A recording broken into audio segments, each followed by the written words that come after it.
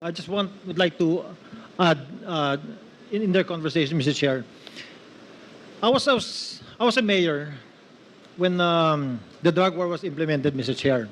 And let me tell you, na sa lahat ng implementation sila against the fight with the fight against drugs, hindi ka pwedeng lumapit sa drug pusher o sa drug lord na sabihin mo, pwede ho ba tumigil na ho kayo?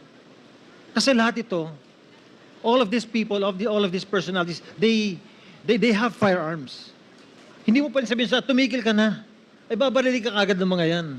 So during the implementation na nanguhuli sila at hinaharang nila to, nagkakaputukan talaga, and that is really true. Sad na may namamatay.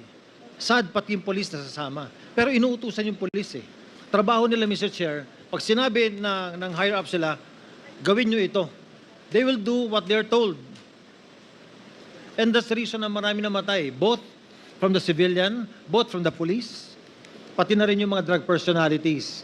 Now, Mr. Chair, in our conversations, there are two more items that I'd like to bring up, Mr. Chair. First, when Mr. Kerwin Espinosa said na lahat ng sinabi niya sa Senate hindi totoo. That is an institution that we also have to protect. What if he will go into another investigation and he will say that everything he said here is not real, is not true? So, ano yung pinanghahawakan natin lahat in both institutions of the Senate and the House? And second, it was Colonel Marcos who was head of the CIDG in Leyte at that time during the killing of the father of Kerwin Espinosa. And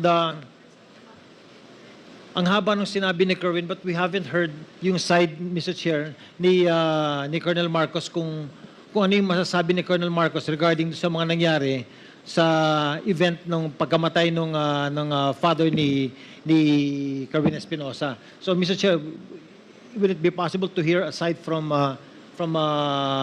Colonel Marcos against sa sinabi ni Kerwin so that we can hear both sides?